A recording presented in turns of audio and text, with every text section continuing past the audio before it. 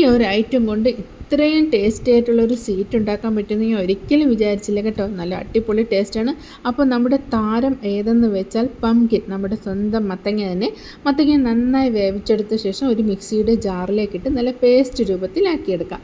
ഇനി നമുക്കൊരു പാൻ ചൂടാക്കാം. ഈ പാനിലേക്ക് 2 ടേബിൾ സ്പൂൺ നെയ്യ് ഒഴിച്ചു കൊടുക്കാം. നെയ്യ് ഒന്ന് ചൂടായ ശേഷം നമ്മുടെ കയ്യിലുള്ള കുറച്ച് നട്ട്സൊക്കെ ഒന്ന് വറുത്ത് മറ്റൊരു പാത്രത്തിലേക്ക് മാറ്റാവുന്നതാണ്. ഇനി ഇതേ നെയ്യിൽ തന്നെ നമ്മൾ നേരത്തെ അടിച്ചു വച്ചിരിക്കുന്ന പംകിൻ പേസ്റ്റ് ഒഴിച്ചു കൊടുക്കാം. ഇത് നന്നായി ഒന്ന് വരട്ടിയെടുത്ത ശേഷം ഇതിലേക്ക് 2 ടേബിൾ സ്പൂൺ അരിപ്പൊടി കുറച്ച് വെള്ളത്തിൽ മിക്സ് ചെയ്തത് കൂടി ചേർത്ത് ഇതും നന്നായി വരട്ടിയെടുത്ത ശേഷം നമുക്കിതിലേക്ക് പഞ്ചസാര ചേർത്ത് കൊടുക്കാം. ഞാനിവിടെ അരക്കപ്പ് പഞ്ചസാരയിൽ ഒരു 3-4 ഏലക്ക കൂടി ചേർത്ത് പൊടിച്ചെടുത്തിട്ടുണ്ട്. ഇതുകൂടി ഇതിലേക്ക് ചേർത്ത് നല്ലതുപോലെ വരട്ടിയെടുക്കാം കേട്ടോ.